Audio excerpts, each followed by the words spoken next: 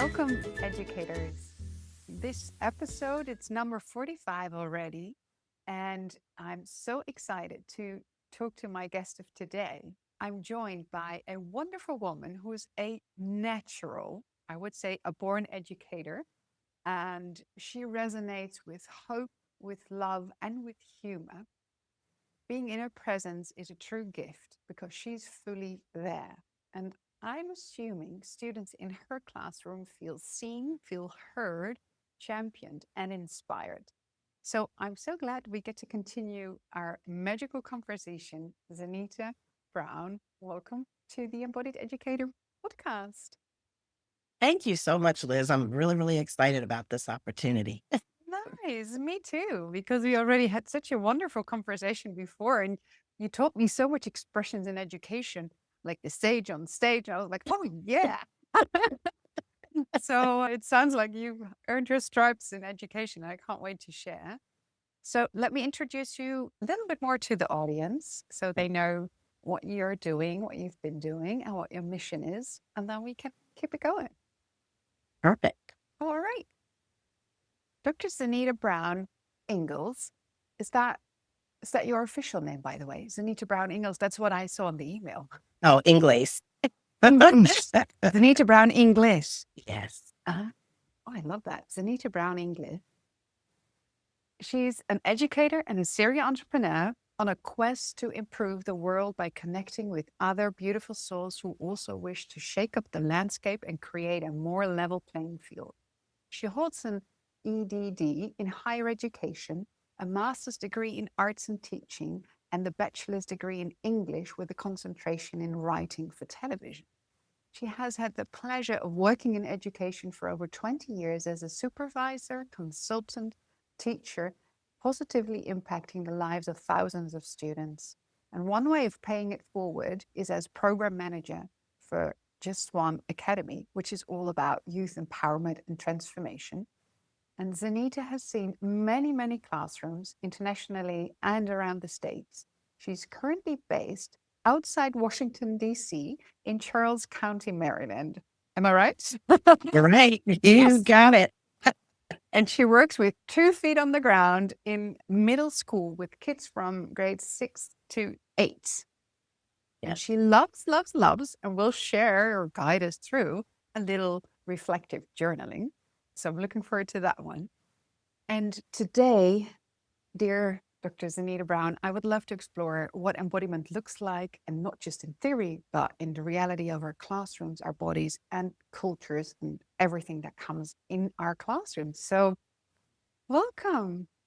Thank you so much. Again, I'm so excited to be here and to share my truths with your audience. I think that, any way that we can help each other in this world, it just makes the world a better place. It does. And it helps educators in terms of, rebranding their craft. So I'm really, really anxious to kind of share as much knowledge as I have with Woo! everyone. I'm sure it's a lot. Yeah, so I start with the same question for everyone. I'm trying to get a little bit of a flow here. And that is, who inspired you, as in who's been a teacher in your line of work and the body of your work you bring now to the classroom? Sure, sure. So I have to take it all the way back to second grade. Oh, wow. All Mhm. the way back to the second grade. Yeah. And I actually grew up in Calvert County, which is about 45 minutes outside of Charles County. And so it's a very rural area. Mm. And, there wasn't a lot of diversity in the school that I attended. And I can recall being in the classroom and there was this woman, I still see her to this day. She looked like Wonder Woman. I don't know if you're familiar with that show, Yes. Wonder Woman, but she was like a savior to me as a child. She really understood my needs Mm. and she was so inspiring. She would say, "You are so smart," because I was really shy as a child, really shy, very inward Mhm. for a number of reasons. and she would always try to bring the best out of me. And it was so funny. I would say maybe about 20 years ago, she ended up working in the Board of Education, and I was teaching at that time as well. And, she just gave me the biggest hug and she said, I knew you were always going to make it. And that just resonates with me. And so I think that's, when I kind of figured out I wanted to be a teacher, even though I had other paths. Mm-hmm. But I think it was really then when I felt the love and the warmth and the support from a teacher. And that really helped to guide and to shape the teacher that I became. Wow. That is so profound already, isn't it? Yeah. At such a young age where that can Yes. that support and connection can fuel so much for later on. Really? And Yeah. even if you don't understand it, because I didn't really, understand why I got into the field until I just started being reflective. And I'm like, who was that one person that made a difference for me? Yeah. And it was her. Yeah. Her name is Miss Diane. Miss Yep. Diane. Thank you, Mhm. Miss Diane. She's Aw. still with us here? She is. Oh, She is. She's since retired. uh, But I mean, she worked, I would say maybe for 40 years. Yeah. In the school system. it's such a wonderful example of the impact of all us educators, right? What we can have, and Yes, also connects us for the reason of becoming an educator. Yeah, often on us. definitely. Yeah. Definitely. It's almost like you plant a tree, and the tree, it grows and grows and grows. And then here are these beautiful fruits that come from it. And then people come by and they take those fruits from the tree. And so it's how I kind of see education. That's a beautiful metaphor. Mhm. Yeah. Yes. Yeah. And then also because trees live long and they take time to grow. Yes. So I love the metaphor that you're bringing in here, which is also allowing time. For some reason, I'm like, yeah, but can you sit in the shade of your own tree? Mhm. So we are probably shade for someone else and providing fruits for someone else. Yes. But again, Yes. we also leaned on other trees as well. Yes, we did. Yeah. Yes, we did. Yeah. In more ways than one. Yeah. And then I'm just thinking of the children who come and, maybe they take a fruit and they're nourished, from the fruits of that tree. Yeah. And then they take those seeds and they plant them elsewhere in society. Mm, And they become, you know, then those seeds become trees and it just continues. It yes. continues. That is such a beautiful counterweight because Yeah. it's also, for some reason, it makes me jump to before we hit record. Of course, we connected first and did a little grounding Mhm. before we are here now talking with our audience. And uh, we're both in the same time in education where it's testing time and Yes. exams and these very focused moments. Yes. And it sounds like Yes. such a nourishing image for me when you bring that into the room as a counterbalance for super productive. I'm also making it very strict testing time. So, Yes. yeah. Yes. And, it's funny that you mentioned testing, because I just, this week we started testing. Hmm. And, I just think about the students in my room, and the only thing they can think about, okay, yes, I may have 60 minutes for this test, but I want to finish so that I can talk. It's like, where's the idea of wanting to do your best? And I think we talked about that. Like, when I was younger, I wanted to always show up and do my best. And, just talking to the young people now, they want to show up. And they told me, they said, I only come to school for my friends. I don't come to school to learn. And I said, oh my goodness, this is not what I want to hear. I No, want to hear that you want to be here because you want to learn, because you want to show people what and we did a lot of test prep. We gave them a lot of the types of questions they would engage with Yeah. on the state assessment, Yeah. and they didn't really take it seriously. Even the groups, and we don't have our own students, and I think that's something that needs to be revisited, because you hear about, creating, the perfect or near perfect testing environment. You wanna make sure that you have your children in that environment. Hmm. So my students, I don't even test them. They're testing in a different environment because I don't teach these kids. So you have all these teachers who have new students that they've never taught in a different classroom, and you're expecting them to feel comfortable right away and to do their best. And it just does not happen. That is so interesting because actually I hear you say two things already. One is as a space holder, you're a new space holder, so Mhm. you're prepping, you're building over time a connection with your classroom, with your Mhm. students, and then when it's the time, the D-Day, where it needs to come out, you change teachers and you change the room, Yeah. and the whole playing field is actually completely new. And then you expect them to bring their wisdom and knowledge, but you're taking away all the safety, basically, Yes. right? They've disrupted the playing Yeah. field. They've disrupted it. So And how can just we expect them to for them to get through the test in a way that helps them to flourish? right. And I think something else to take into consideration, especially, speaking from my school, you have a lot of teachers who don't have classroom management. So if they didn't have classroom management all year long, and then you're putting them, with these new students Hmm. and they don't have a relationship, and Hmm. then you hear the kids are talking during the test. And so I had some students that had other teachers Hmm. during the whole testing phase, and they were like, we just couldn't concentrate. It was so noisy in there. We could not concentrate. Yeah. And I'm like, oh my gosh, I pricked my kids well. What minute they go into this new environment and they can't concentrate? That's right. You Yeah. can't control your own classroom, Right. and then everything you've built for.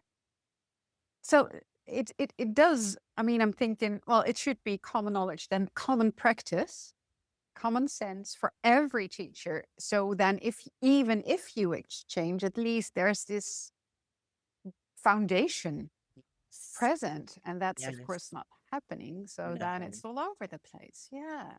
And it's really sad because Yeah. especially teachers like myself, Hmm. I pride myself on making sure that my students are well prepared. Hmm. And so I really, went through the test prep like it was the actual test because I wanted my kids to see like this is exactly what you're going to encounter Yeah. on the real test in weeks to come. Yeah. And so we went through, we talked about the types of questions they'd encounter, where's your support? So we did all of that. Yeah. And then Can just you to point hear. name a point, a couple of things you walk through, and maybe then we can also see how they relate to embodiment, like what it is that you. So I know Um, with my students, I build a safe community yeah. where, if they're incorrect, then, no one makes fun of them, no one Hmm. passes Hmm. judgment. Hmm. And so the students really feel engaged in my classroom. And, just the environment itself is very welcoming, very warm. And, I share with them, I walk them through the process. I'll say, okay, you're going to come across a constructed response. This is where you're going to have to type your response into the computer. What is a thesis statement?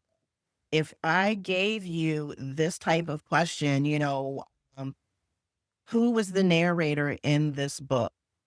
And how do you identify with this narrator? Yeah. What are you being asked to do? So I dissect the question with them.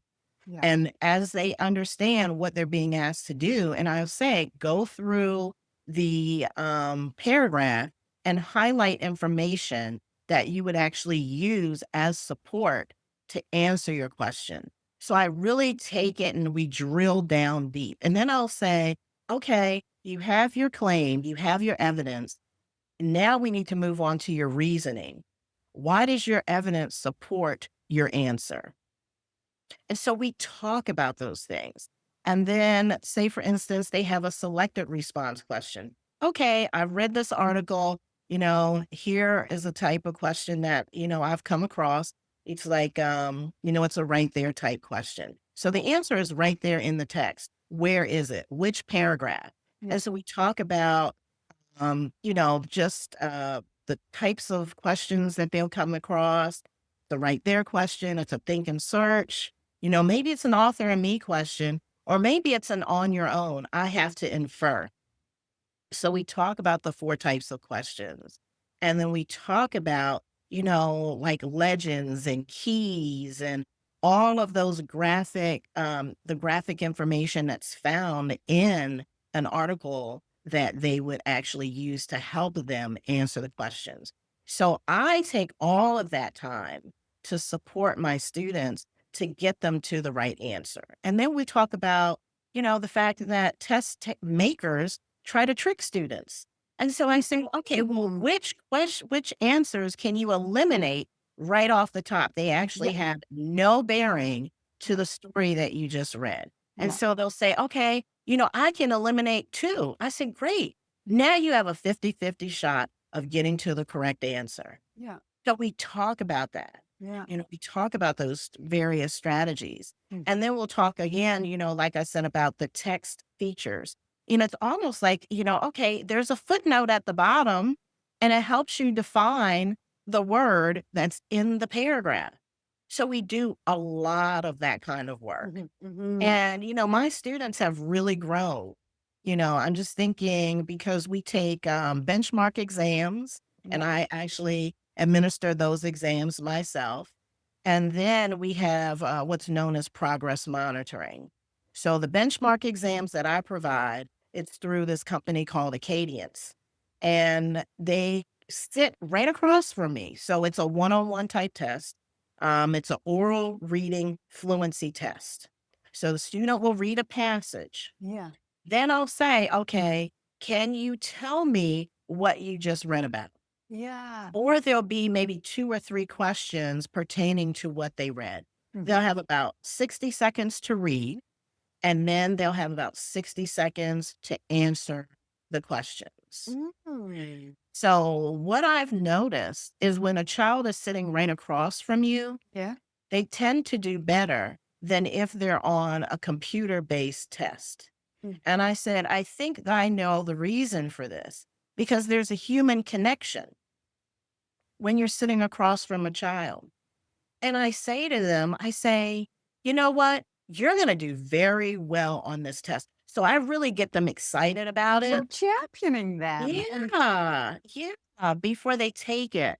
But when you're in front of a computer and you're just given these random questions, it's very it's very cold, especially if Yes. the children don't understand the vocabulary. And that's what we're finding with a lot of our students just in my school, throughout the county, throughout the nation, is that a lot of our students don't come with a very large vocabulary bank. That's why the SAT and the ACT, they said it was very biased because you have a lot of students, their parents didn't read to them Oh, when they were younger. oh. They didn't have a lot of books available to them in their home. And when they come to school, there's this whole notion reading takes time. And I don't want to take time to read or to write. Yeah, I think about my students because I want to get inside of their heads. So I ask them questions. I don't want to assume anything. And so before I bring them in to the testing environment, I'll say, do you like to read? The ones that say, no, I don't like to read are always the ones that don't do as well as the ones that say, yeah, I kind of like reading a little bit, or I have a love for reading. Becomes a circle, right? Yeah, very cyclical, very much so. Yeah. Yeah. And I've also noticed that those students who are very good readers are very good writers, Mm. Yeah. Yeah. and vice versa. Those kids who don't like to read, Their writing is just not on grade level. It's just Mm-hmm. not. Mm-hmm. So I want to I want to go back for a moment because I think you Sure. said something very important if it comes Sure. to embodiment. The fact Yes. that you say and you notice, not just say, but you notice.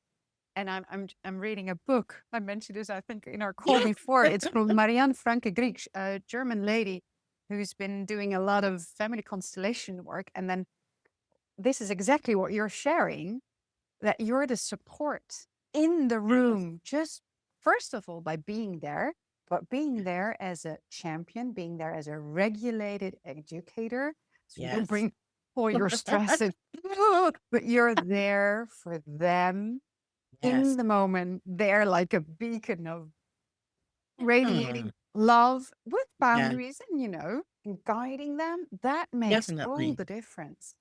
It does. It really does. And I've noticed one thing I've noticed because, another part of my job, in addition to being a testing person, Hmm. I also am the reading resource instructor for the building. So I work with teachers and I share best practices with them. A lot of teachers, especially the new teachers that come in, they don't really have a leg up on classroom management. Hmm. And so I'll come in and I'll support the teachers. So I'm going to give you just an example of what we were talking about pertaining to embodiment. Yes. So I was working with this one teacher. This is her first year at the school, first year teaching. And one of her students just happened to see me in the hallway and he comes over to me and he was like, "Can you come over to, Miss So and so's class? Because the class is just really giving her a hard way to go." Now, mind you, I've been in there working with that class before. So he knew that when I walked in, the class would calm down. And Hmm. so I Hmm. told him, I said, I'm in the middle of testing right now, but I'll pop on in. So I pop in and then the kids turn around, they're like, and they straighten up. And so I said to the teacher, I said, this young man asked me to come in and just kind of peek in and see what was going on. And so she said, thank you to the young man because they were just driving her up the wall. So it's almost like I show up, I support, I guide. And not only is this helpful to the teacher, but it's helpful to the students because they want that structure. They Yeah. want that. They need it. They need it in order to learn, in order for their classroom to function properly. But just the fact that that young man stopped me in the hallway and was like, "Can you come in?" Just bring your beacon of Right? Let's support bring it and all love. down because it was chaos. It was absolute chaos. And I know, I go back to my first year teaching. Was it perfect? No. Did I have all of the support that I needed? Not really. So let But me ask you, what sure. made you step into that role and activate that? What tools, what steps helped you to build that Mm, confidence? sure. Yeah. I did a lot of work in school reform as Hmm. well. I worked for, a few corporate entities and they actually worked with or had contracts with school districts that were not high performing. And so I always worked with the language arts component because that's where, I have my background in language arts as, a language arts teacher. And so I would go to like conferences and, learn those best practices. What should the environment look like? How to teach, material, how to teach those students who may be 3 or 4 grade levels below. But you also have, this dynamic in your room where you may have some kids reading on the first grade level, you may have some kids on the fourth, some Yeah, kids on the sixth. yeah, So it varied. yeah. So looking at differentiation and what that looks like in the classroom or what they call response to intervention or RTI. And so I've been trained to go in to identify what's working, what's not working, and then to really hone in on those areas that are working well and replicate those through the school. and those areas that are not working well to provide that foundation and undergirding for the teachers so that they feel supported. Mhm. So let's What do you take, see for instance, going well? just in my school. Okay, so over the summer, what I shared with my principal, I said, our students are not doing well in writing. So that was a huge push this year. So I Mm, said every content area mhm. would actually look at student work. So we're looking at student work, and we're also going to look at a way to ensure that every student is working on their writing. So we created a CER, claim, evidence, and reasoning. So I came up with graphic organizers, what is CER? So we had this huge paper, what is the claim? What is the evidence? What is the reasoning? If the students were given an open-ended question at the end of their assignment, that was quickly turned into a CER. So what is your claim? What is your answer? What is your evidence? Where are you pulling your evidence from? How does that evidence support your claim? That's your reasoning. So we did that school wide. So every content area focused on that. And then we said, okay, where are the students struggling? Most of the students struggle with the reasoning part. They can answer the claim. Most of the students can answer a question. Most of them can find evidence to support, but the reasoning is where a lot of students struggle. Yeah. And so what we then decided to do is we said, okay, we know that the reasoning is the issue for our students. So we need to go back and reteach. Is this a skill that we need to focus on with the entire class, with maybe a small group, or maybe just with one or two individuals? So then we initiated conferencing. If in fact, it was a small group of students that needed that additional skill. Then the next push was giving feedback to students. Now, remember, I'm coming from a whole world of school reform. So the school where I am, they're taking these little itsy bitsy steps. And I'm like, I showed them how to, give feedback at the beginning of the year, but they weren't ready for it yet. Yeah. They were not there. They had to get the students to a point where they could actually respond to a question and then provide the evidence and their reasoning. So the next step was, all right, how do we move your writing forward? So that's the feedback. Because, a lot, 9 times out of 10, I mean, I was guilty of it at one point as well. All right, this kid earned 100, 100. Okay, but what does that mean? This kid earned a 50, 50. What does that mean? How can we now take that score and give some qualitative feedback? We've given them the quantitative feedback. Now let's tell them what they did well and what they need to work on. Yeah. And so then I said for next year, we're going to work on what's known as the sticky note method, where we take a sticky note. We have a plus side. This is what you did well. Hey, you wrote a claim. It was very well developed. That's your delta. That's what you did well. But we need to work on your reasoning. So my suggestion would be is to, um, let me give you some help in writing your reasoning. Why does your evidence support your claim? Or if we really want to engage students in critical thinking, instead of giving them the answer, what do you think you need to do differently next time to make your reasoning stronger? I've done this myself in the classroom, and I've done a ton of training on this, is where you get the students to give each other feedback. Yes. So there is what I created was a student friendly rubric. And it was just a rubric with a 0, 1, 2, or 3. The rubrics that we use in Maryland are 0, 1, 2, 3, or 4. To me, they really don't need to be, they really don't need to have all of those little, scales. It's just really, did you do what you were supposed to do? Are you halfway there, or are you there, or you just didn't get there at all? So that's a 0, you know. And so I would give my students highlighters. I'd give them a rubric. We would practice using an exemplar that I had from the year prior. Say, for instance, it was a narrative. And I would say, okay, where is the thesis statement? Highlight that in one color. Maybe it's pink. Where is the support? Maybe that's in yellow. Where is the reasoning? Maybe that's highlighted in blue. Mm. And so once you get them into the ritual and routine of giving feedback, then they start to say, okay, we're ready. We're in a point where we can give each other feedback based on this rubric. And the students loved it. Just listening to the conversations, what we call discourse. Well, the reason why you didn't earn a 3, is because your claim was very weak. Or maybe, I really didn't understand your evidence. You could have selected stronger evidence. I would have selected, the evidence from paragraph 3 versus paragraph 5. So when you Oh, hear that conversation in the classroom, it's like you've done your job, right? yeah. Because as an educator, we're not there to spoon feed the children. And I think that's where a lot of teachers, they really lose a lot of ground and momentum Yeah.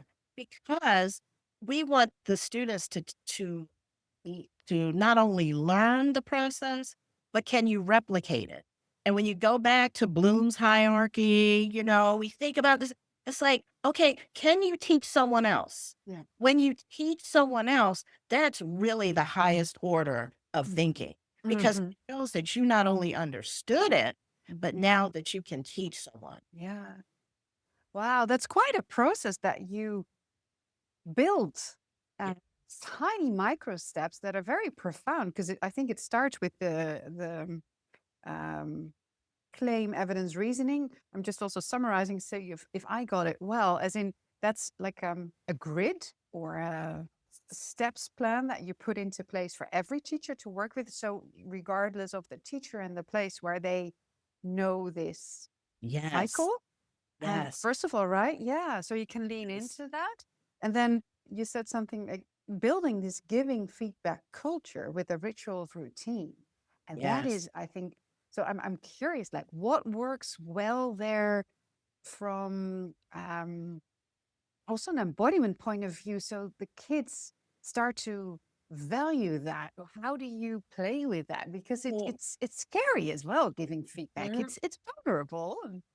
It is. I would say, the major identifier, if this all worked, will be the feedback on our MCAT, which we'll see that probably in the fall, when we get our results back. But what I did notice, all of our teachers, so the language arts teachers, had to give a common assessment.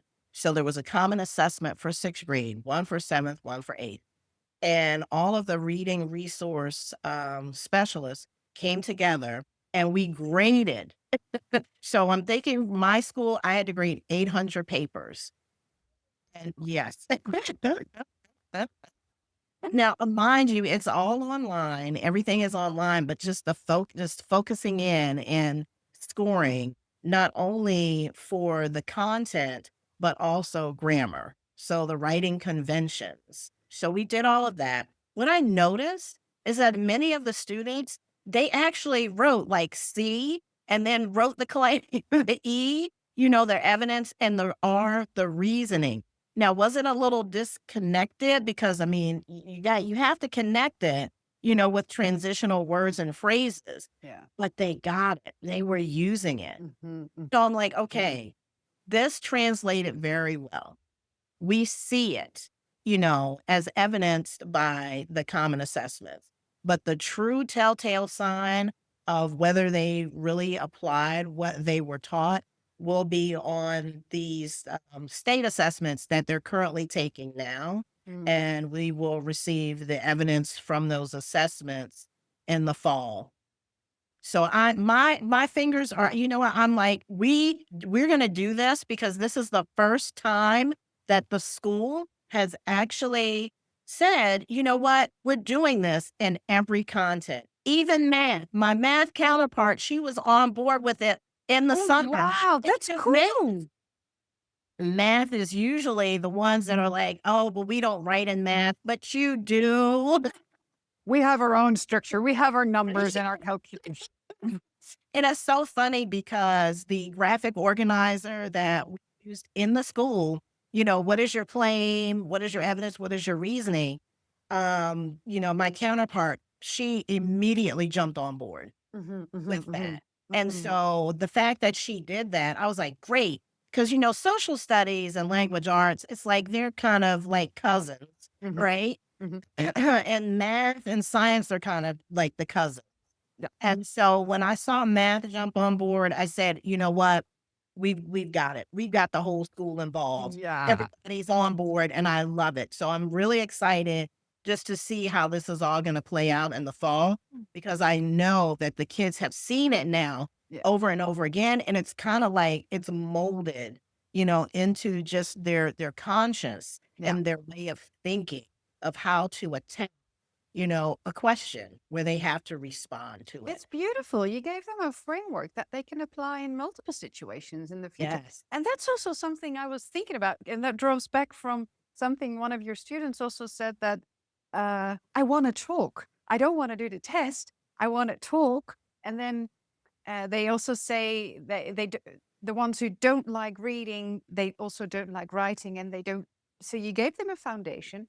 And I'm also wondering, how do you engage the ones, because this framework is really helpful, and then if they're still like struggling, because I wonder, like, these students sometimes they don't see the relevance of what you're teaching, and I'm seeing it now very Yes. clearly. Yeah. How can you get them on board from their level of interest? What sneaks them into, because you're talking about reading and writing, and then Yes. to break that cycle of, don't like reading, don't like writing. Well, you know what and again, I'm pulling this from, when I worked in school reform. Yeah. We need to engage students in high interest level books that appeal to them. Even if we start them off with reading like a cartoon or something, Yeah. something that just piques their interest. What are you interested in? A lot of the boys are interested in sports. Well, Yeah. do we have books that speak to sports? Yeah. If we don't have those types of books, maybe you have kids who like race car driving. Maybe you have students who are interested in cheerleading and dance. Do we have books that speak to those things that get them excited about it? Yeah. And so that's a way to really pull them in, draw them in. And then once you do that, something that I have always done, and I still do this with my kids, regardless of what book we're reading. How do you identify with a character in that book? Oh. Ever had an issue happen to you? Like maybe we were reading this book this week where there was a bully, right? And so my kids were like, well, I've never been bullied, but I know someone who has. Okay, then that's right from that perspective. How did that make you feel that you had a friend who was being bullied? What did you want to do to support your friend? Yeah.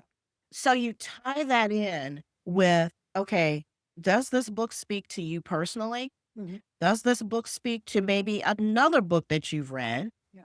Or does this book speak to something that's currently happening in the world? So we call those, we say, making connections. Yeah, I Right? love it. Yeah. So we say text to self, text to text, text to world.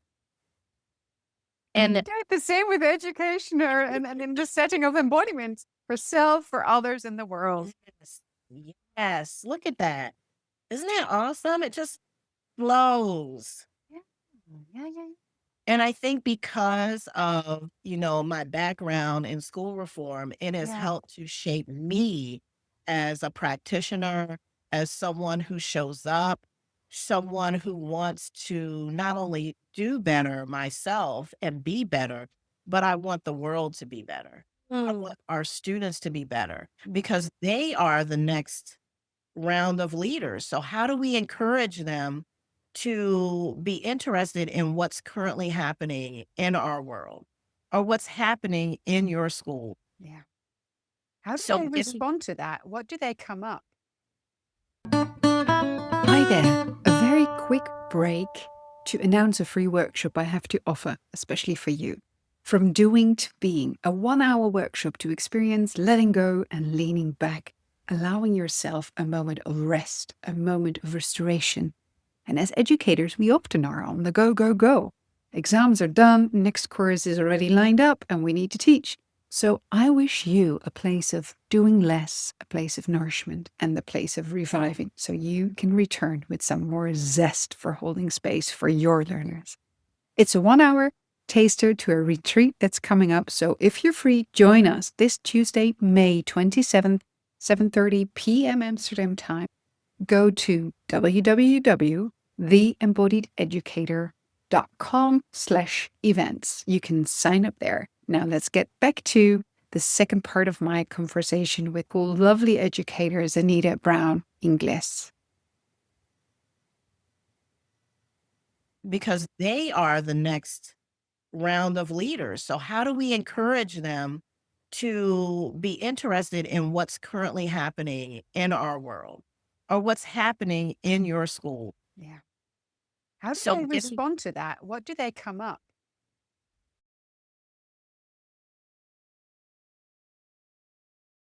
you know with? the students that I have, they're very versatile, I would say.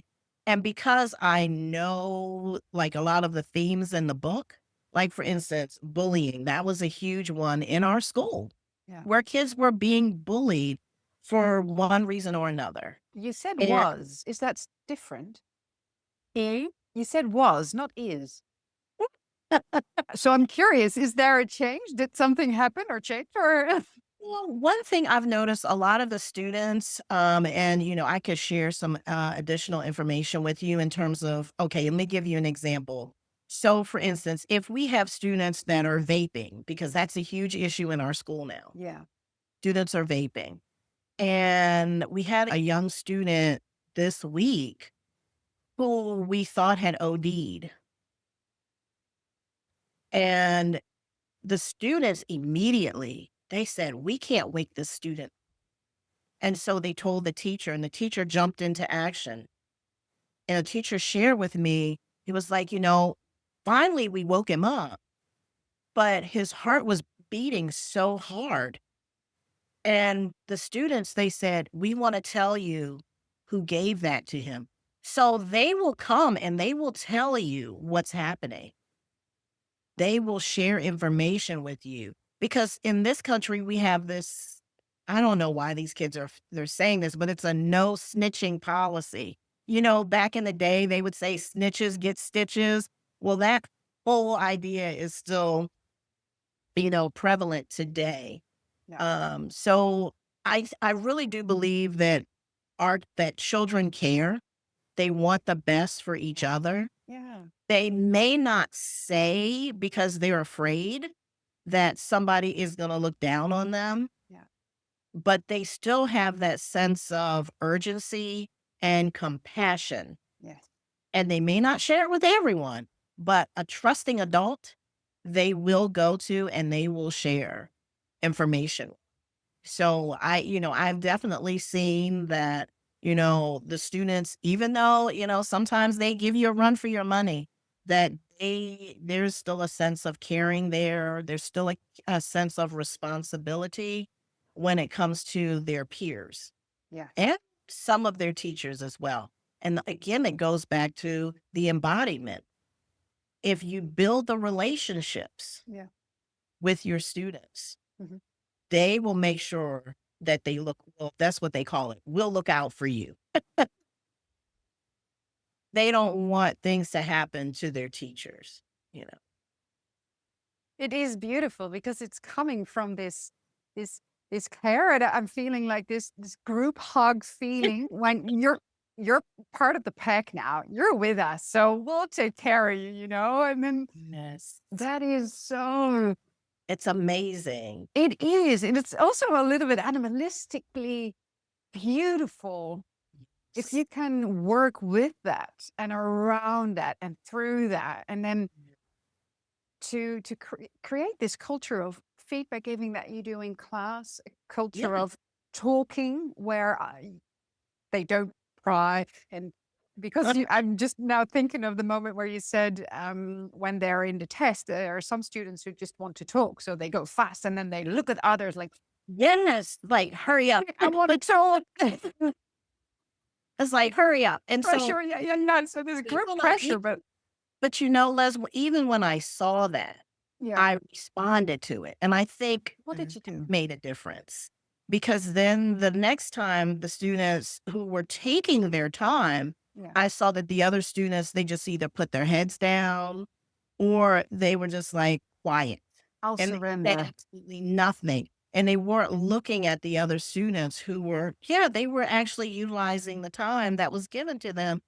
And one young lady, she raised her hand. She said, is it true that the scores on this test will determine, which classes we take in high school? And I said, well, right now you're in the seventh grade. I said, but myself and the rest of the, what we call it, the ILT, instructional leadership team, we look at your scores to place you in your core content areas and in your lab class. And so a lab class is an intervention class. I said, the worst thing that can happen, and I've seen this happen, is that a student will rush through a test. They end up in a class that they're not supposed to be in. And then they say, I don't belong here. Why am I here?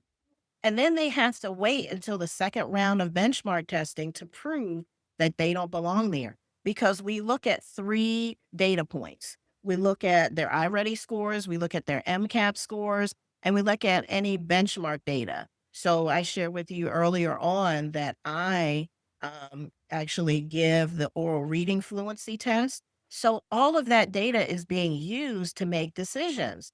And I said, you don't want to end up in a class that you don't belong in. And so they were like, yeah, you're right.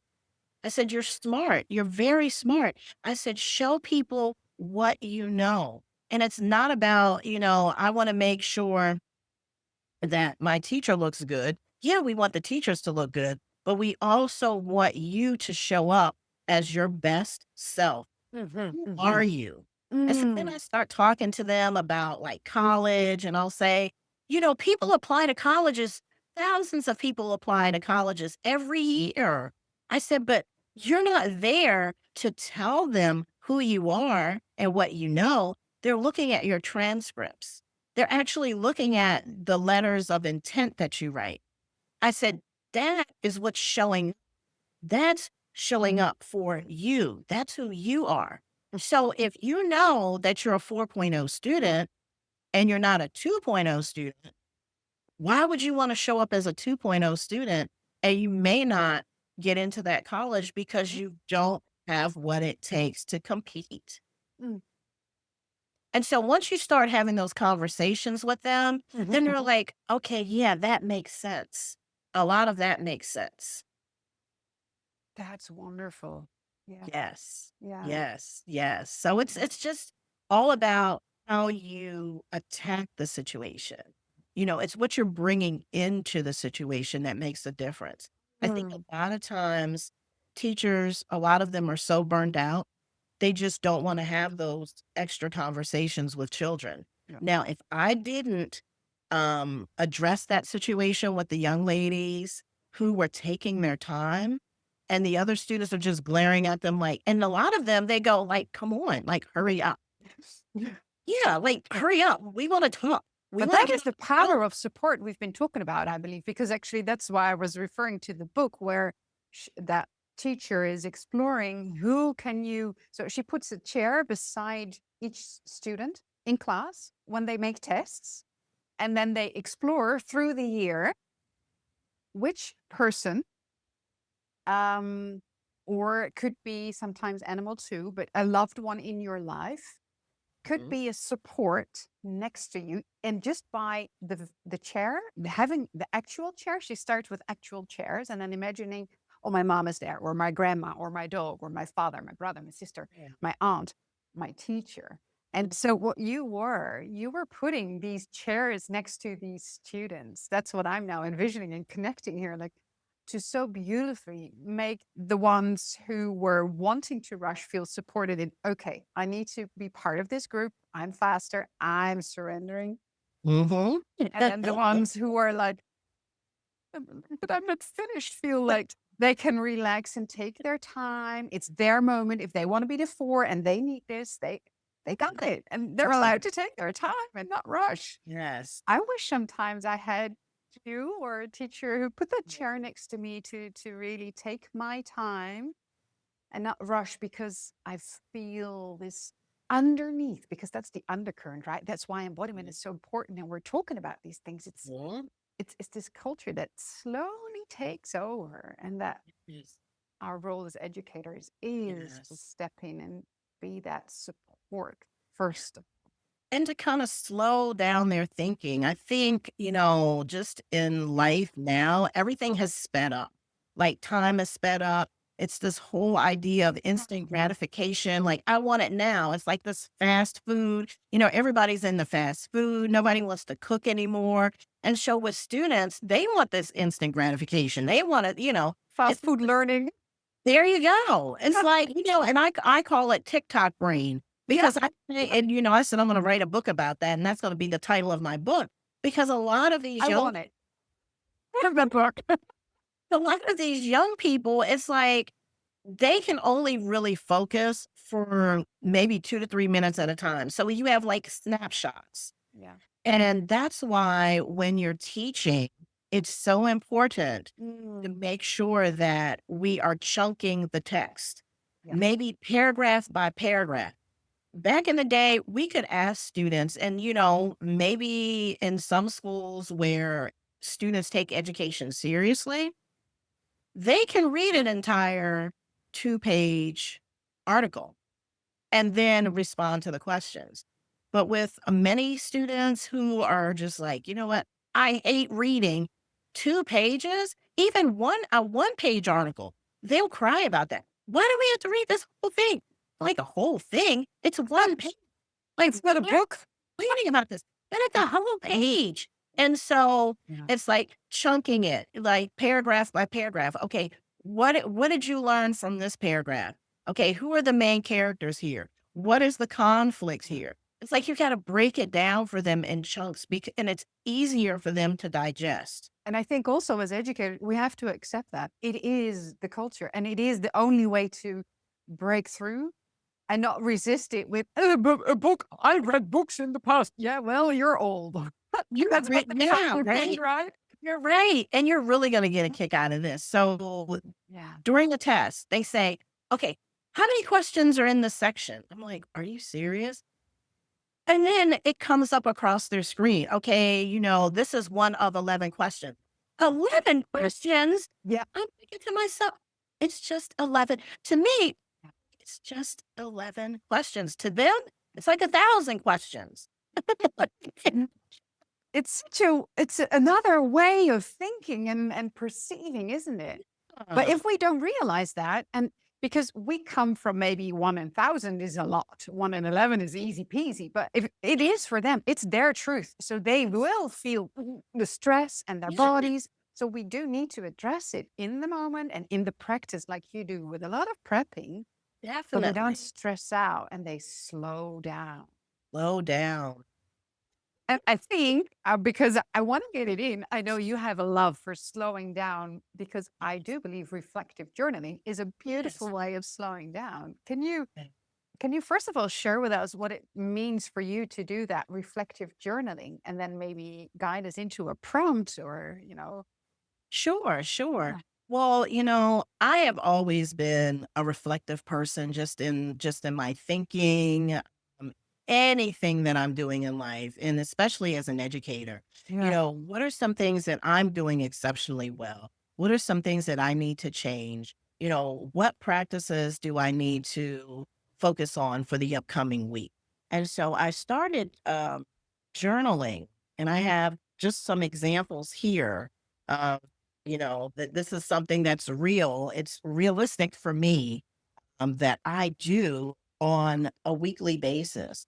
And so sometimes, if I feel the urge Yeah. to really just focus in on something that night, then I'll do it. But I make sure that once a week that I'm focusing on something. And it could be something as basic as, all right, I'm just showing another journal here. It's something as basic as, okay, maybe the way that I addressed the issue with a student, maybe I could have done something a little differently or Mm. had a different conversation with that student Yeah. just about their work.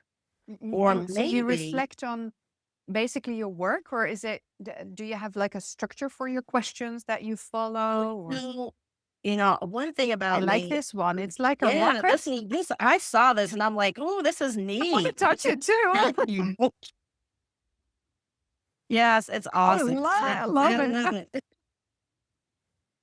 For me, I started with a structure and then I said, you know what? I'm going to journal what comes to mind. Mm. And so it could be, say, for instance, yesterday, I had a student who shared with me the reason why he was coming to my class late. So in our school, we were told that, we have doors and we have like a window in the door, inside of the door. And so a lot of students were looking in, and disrupting other students from learning. And so what I did was I covered up half of the window. And then we were told that, the central office, and yep, there it is. Individuals from the board, they came in and they said, nope, nope, nope. We need to be able to see into every single classroom. And so I had this young man, and he's in my class, and it's a smaller class because as a reading resource specialist in the school, we have to teach the lowest students, the students who are struggling the most in terms of intervention. And so it was a safe space for him when the door was covered. Yes. But now that I had to remove the poster from the door, it became I don't want people to see me here. And so he had that conversation with me yesterday. Oh, I'm So getting sometimes- goosebumps from it. I know It's such a tiny thing, it but is. so impactful for these students, their bodies, their way of perceiving and Yes. feeling safe. Yes. And so, part of what my journal is going to discuss today Yeah. is really going to be about how can I make Jaden feel safe in my room? And so I'm going to have a conversation, with the principal, and I'm going to say, okay, I'm going to put this up when this class is here. Oh, I love you for doing that. Because he was honest enough with me Yes. to say, and he said this, he said, you're located on the 6th grade floor. That's where my classroom is. I'm an 8th grade student. So if my friends see me here, they're going to talk about me. They're going to say things about me. And I did not take that into consideration until he mentioned that. And so part of my journaling is going to really be about, okay, I need to have a conversation with the principal about Jaden and the fact that Jaden does not feel comfortable in my classroom because of the whole aesthetic of, okay, I'm coming down to 6th grade classroom. People can see me in this room now, and I no longer feel safe. And that is powerful because shame has such It a is. big negative low vibration in the body, because in the end what what I hear you say is that he feels the eyes of 8th graders, his friends, Yes. his sense of belonging being Yes. judged by him taking classes lower, and that is just the Yes. most impactful, hurtful situation for him to feel that shame being put out there without control. And it took him a while because I noticed he stopped coming, he even had a conversation. So going back to the conversations, because he was, one of my class captains and he would pass out materials. Yeah. And they said to him, why are you coming to my class late? And then he was like, I just had something to do. So we actually had to go through a process to get him to this point. And he would say, well, things changed in this room. And I said, well, what changed this room? Now, mind you, I'd taken it down, but I didn't make the connection that, oh, he does not feel safe here anymore because now people can see him. Yeah. And so my room is a little smaller because it's also my office. And so I would open the door because it would get warm in there. So he said, why can't you just shut the damn door? And I said, what? What do you mean? But again, he finally came, to his truth. He finally shared his truth with me. And that was, I don't want people to make fun of me because I'm in this class. It's a smaller class and people can see me. Yeah. And so you see, So valid. It's valid. And the other thing, what I hear you say is like in the process, it Hmm. takes time. It takes time. That building up that safety, that Yes. room, because I think that this took a couple of lessons and It did. changed over time for him to finally speak up and for you to It build is. the trust, like, I'm here. And for yourself thinking, I'm still here, I'm here. Yes. And then finally you knew, like, she's here no matter what. And maybe also you feel Yes. Because through with the pain, but you still show up. exactly. Because not, I kept explaining to him, when you come in late, I'm marking you absent, and then I have to go back into the computer and I have to fix your attendance. So I kept having these conversations with him. And I think little by little, he just said, you know what? Let me just tell her, let me be honest with her and tell her how I really feel. Yeah. And so part of my journaling, and I wanted to wait until today to do this, is to just jot down, you know, what I just shared with you. And that is, I need to have a conversation with the principal and share with her that I have a student who just does not feel safe in the classroom because people can see him, and that bothers him. And because that bothers him, that bothers me. And I have to figure out a way to make sure that he feels safe. So I'm going to put my poster back up just for this one class. Can we do that? Is that okay? And I'm sure she'll say yes, because she's an instructional leader and she's there for the children. And so that was going to be my journal entry for today. Wow, that is Yes. so beautiful, and that is so Yes. powerful as as a practice to keep on Yes. coming back to, and to it's like this deeper moment of deeper search, but also as what I hear you now express, like your actions, is like to hold yourself accountable for for how you want to show up and how you can own your own classroom management with your Yes. student, and then the boardroom too, like, or maybe that's not the right word, but to mix it in a way that you can go forward. That Yes. takes a lot of balls to step up and also have those conversations. And that It is, does. It does, but it's necessary and it's needed yeah, so that he can do his best. yeah, Because if he can do his best, then, that's half of the trouble, right? Because then the other students, they feel comfortable. And then they can say, well, I don't really understand what we're doing. Can you please go back and review it? And we're talking about children who are in the 8th grade and they're reading on the kindergarten or 1st grade level. Yeah. Maybe if someone had stepped in for them in the elementary school, yeah. they wouldn't be where they are today. No, Yeah. I think often this has to do with the environment and not just they haven't been given the right material support, moment, opportunity, chance. Definitely. And then it's not just a lack of interest or a lack of possibility, like capability in them.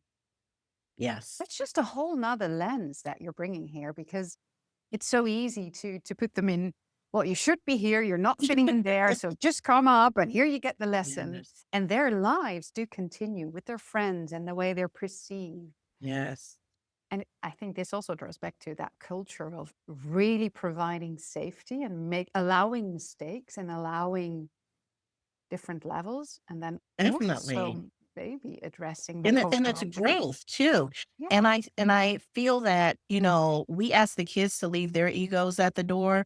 We as educators have to leave our egos at the door. We have. Yes. So say for instance, I was not the type of person who was a good listener. I would have been like, okay, big deal, suck it up, deal with it. Yeah. But because I don't come from, you know, that area or that body of thought, I'm very, open and receptive, and I'm a reflective practitioner. I'm like, okay, so tell me what's going on. And I always start with that. Could you please tell me what's going on? Because you've changed. So what happened? Yeah. And that's opening the door for Yeah. them to share their thought process non judgmentally. And that's so important, right? And even when we talked about the CER practice and allowing the students to grade each other's work, Yeah. it's allowing them to show up and allowing them to feel a part of the learning process. Whereas so many times educators, they're like, no, I'm the educator in the room. Mm-hmm, You're mm-hmm. going to do what I tell you to do. And that's how that's going to go. Yeah. So it's no longer student centered, it's adult centered. And it Mm-hmm. should. Exactly.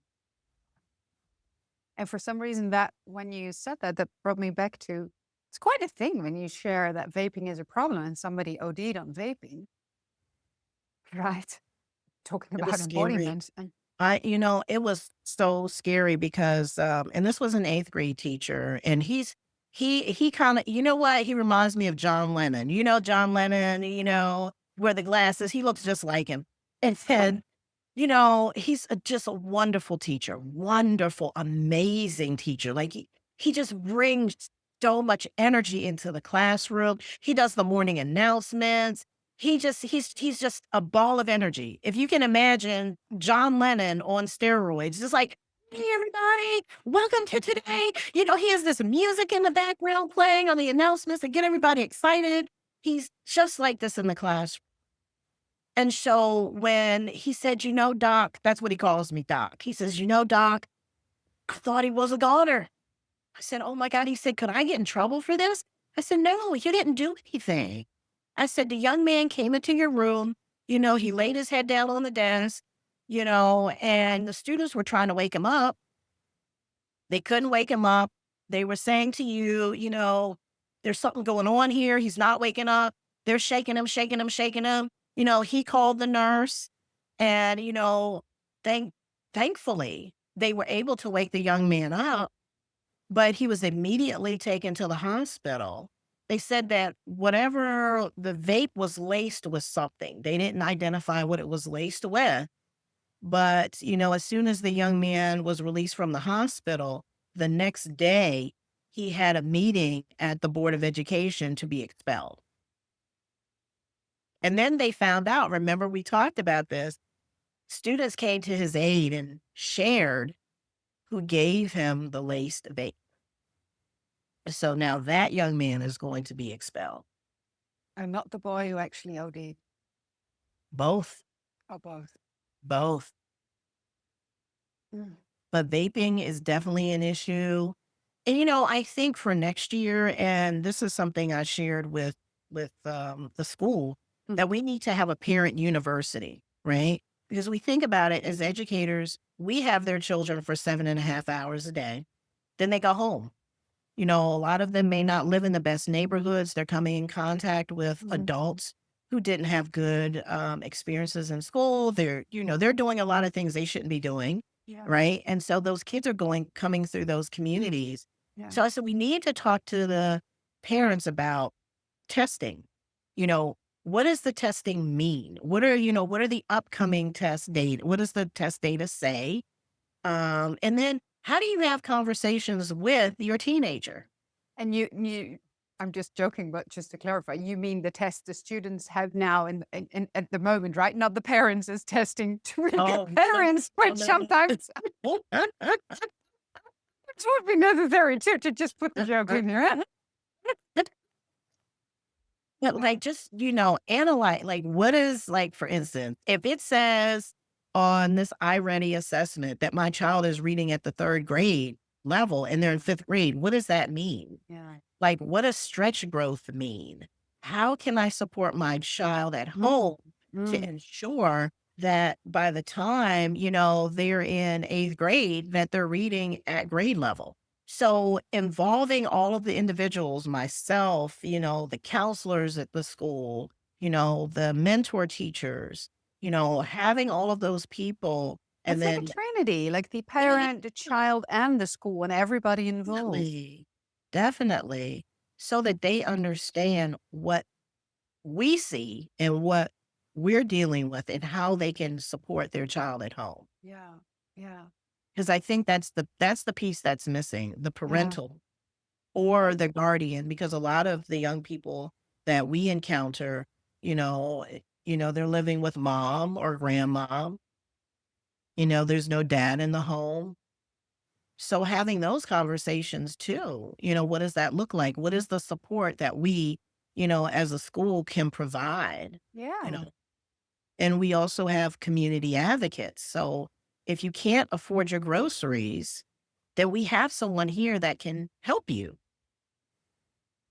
Do You they know, know that? Is that also something that they're maybe scared of? it's interesting that you say that because the community support advocate, she says, she's like, a lot of people aren't coming to me. Like, it's almost like they don't know or they're ashamed.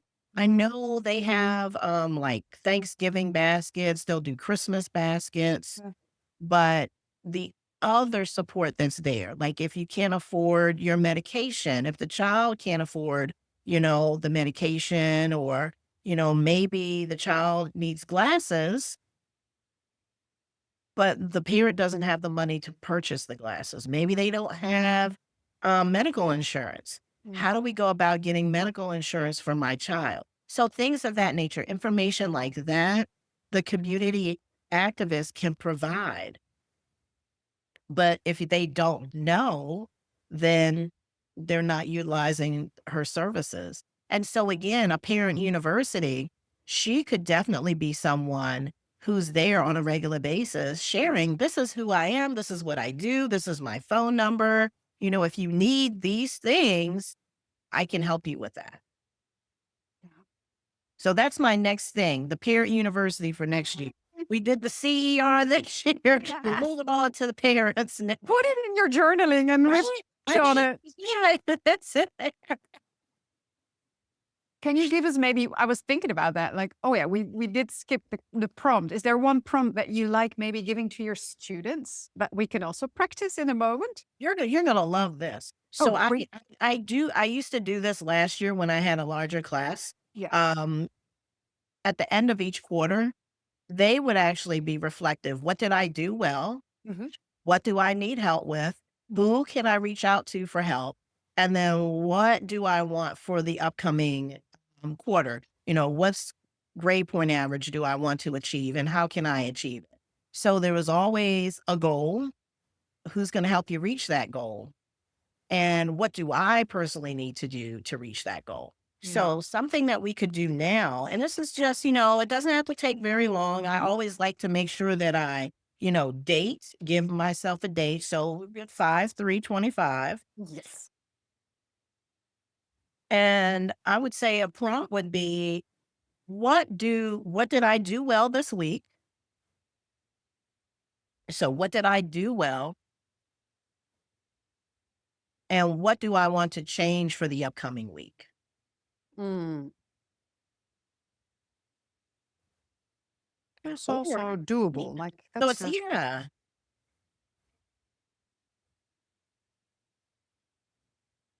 And you know what? I always say it doesn't necessarily have to be so structured. Like for me, what did I do well this week? I listened. Hmm. So, it doesn't have to be, in sentence format because sometimes people get bogged down, you Yeah. know? And so for me, what did I do well this week? I listened.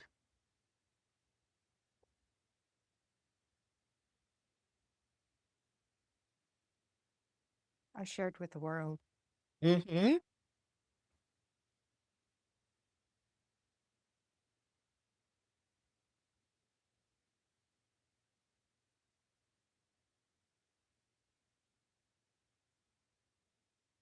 And then what do I want to change for the upcoming week? I want to change how students see themselves. Mm.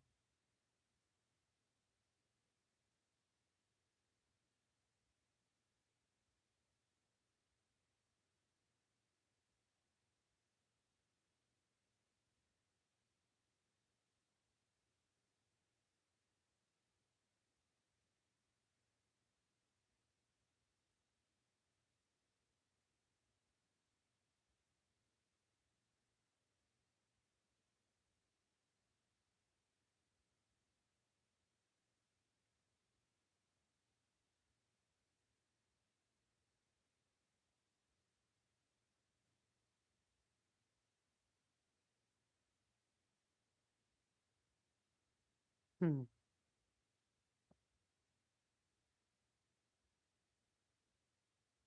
And see, it doesn't take long, No, but it it does holds not. you accountable, right? Yeah. It gives you an opportunity to be reflective. What did I do very well? Yeah. And so it sets you up for, okay, I was reflective, on my week. And what do I want to set yourself your goal for the next week? And so this will build for the upcoming week. Okay. You said that for your next week, you wanted to change how your students saw themselves. So how did that go? Maybe you had a conversation with them and you had some light bulbs go on. Maybe you had some kids who just did not have confidence, and through maybe a game or something that they played, they're starting to show up differently. So it's kind of like it builds on each week, Yeah. and then How, you can see your success. how do you, how would you define success? Because I know I tend to, especially as a perfectionist, kind of a high achiever, and they always put the bar higher before they even, reach it. So it's like this repeating cycle of beating yourself up. So, You know what? It's so funny. So I'm a Virgo. So, Virgos are perfectionists. I know I am. I used to be. I used to be. Like, if I was organizing something, it had to be in a straight line. I mean, that's just how I used to be. Very, very rigid. yes. I had to learn to step back Mm. and to say it's okay if there's one thing out of order. It's okay. It's okay if not every student got the lesson.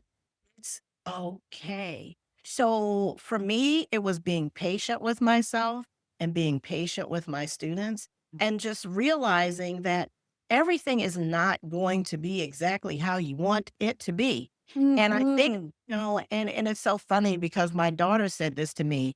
She said, Mom, she was like, you're the type of person who'll get things done 2 weeks prior, to it being done, like the actual date that it's due. And that's me.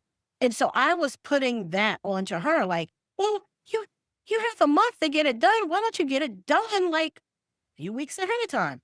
No, because he didn't. And that helped me as well. And it was almost like she got it done and she did it beautifully. But maybe she did it a week in advance or maybe 3 days in advance. But I would be the one, you're just started. And I'm and say to her, like, well, where are you with such and such? Where are you with such and such? And she'd be like, Mom. Wow, that's beautiful. And that was part of my growth, right? So part of my growth was letting go, not only with her, but letting go with my students and letting them show up Mhm. in their best selves, not what I expected them to be, but allow them to show up. Yeah. And it's so beautiful what you did, like the holding on like this, the body, and then letting go. Letting it's so naturally beautiful to just how that can already help. And then what you're saying that your daughter was your mirror. I think Yes, if you're open to learn, our students, our children, learners, everyone you encounter can yes. also be a mirror too. And it's interesting because she's working on her master's in psychology Yeah. and counseling psychology. And so sometimes she'll share things with me. And she said, Mom, you just have to let them be. Let them Oh, be. yeah. I said, When you said that, and when you did before, I felt like also my belly expanded out and my the back of my body, oof, just like space to breathe. let it Let them go. be. Also to relieve myself from that pressure because I feel you. I mean, I run 1,000 miles for my students if it's only 10 because I want to be of service and I want to do well Yeah. and I really want to get it out there, And Yes. sometimes what we can do best is to show up, let them be there. Yes. Yeah, beautiful. And what I loved about the reflection, or the reflective questions is that you asked, what did you do well? Because the what's wrong mindset is so present. I'm very much like that because it always needs to be better, better, better, better, more, more, more. because I feel like otherwise I'm not good enough. And this practice, it's hard for me. And I tend to skip the celebration, but just the tiniest celebrations, I need to do them in the day. What went well? Catch Yes. myself. So I love this for you sharing that with us. Thank you. Yeah. Thank you. It was my pleasure. It's so good. Yeah. So that I think we're coming to a closing to wrap this beautiful conversation up that has been so rich. And yeah, I am I think I want to ask you this. Like, if you had a magic wand in serving for your students and the learning space and education, what could be one, two, three things, because I don't even want to put a number on it. What would you wish for? What would you really long for to change? I would, if I had a magic wand, I would say I would love for my students to believe in themselves and that possibilities are endless. Mm, Because once you have that belief that anything is possible, it really is. And you think back to all the Disney movies and they say you have to believe. And so there were people who actually practiced this mindset years ago, and they were teaching children to believe. If you think back to a lot of the cartoons, the various movies, it was always this whole point of just believing in yourself, believe that you can and you will. And I think because our young people are just so, they're in this chaotic state, a lot yeah. of what they could do, could be, has been repressed. And I think if they just open their minds and I tell my students, I said, you can be anything that you want to be. I said, your circumstances does not determine who you will be. Even going back to that young man who's like, oh, this class, I don't want to be here because, I don't want my friends to laugh at me. I said to him, you may be here now, but it doesn't mean that you'll be here later because you're going to move out of this. This is just a small Yeah. time and place. Excuse me, small time and place that you find yourself in, Yeah. but there's growth. That goes back to beliefs. But and if you believe it for him because you do, then they Just can like, learn to lean and mhm, trust, and then maybe through you yes. start to believe it themselves. Just like Miss Diane believed in me Yeah. in second grade. It's that whole embodiment, the fruit on the tree, the biting of the apple or the peach or Mm. the pear, and then we grow other fruit trees and then somebody else takes a fruit. And then you're spreading all of this wealth of knowledge, this wealth of embodiment. A This wisdom. is who we can be, Yeah. but we have to believe. Yes, we have to believe for sure. And that it's so beautiful. The image of the tree is so profound, and that like gives me this support already. Like, oh Yes, yes, we are carried by the yes, soil and the yes. air and each And the other. roots, The those roots. Yeah. yes, Oh, we're connected. yes, Yeah. yes. Zanita, I've loved this conversation so much. This is so This was amazing. nice. I thank you. I thank you for the opportunity. Mm, This has been an eye opener for me because as we were talking, yeah. it gave me a chance to reflect on everything that I've done, everything that I'm doing, and how it's making a difference. That's so cool. And I hope you keep on doing that more. More Yes, journals, please. yes, yes, yes. Yeah. So, Zanita, if anybody wants to reach out to you or connect in what way, where are you? What name? Where? What? So, I would rather people reach out to me through my email, and it's just Z as in zebra, brown, the color brown, Ingles, Ingles, at gmail.com. I did not have really good experiences with LinkedIn. It was hacked. And so I'm like, and I had over, I think it was like 4,000 connections. At the You're time. kidding me. Yeah, yeah. And then they were There's asking so me many for like, people, you know that I speak to. It's uh, insane. Yeah. and I said, well, maybe I'm supposed to do this a different way. If it's okay. If the universe said, no, I'm okay with that, you can find me another way. Loving it. So Yes. personally in your inbox, and I'll put it in the show notes as well so people can find you there.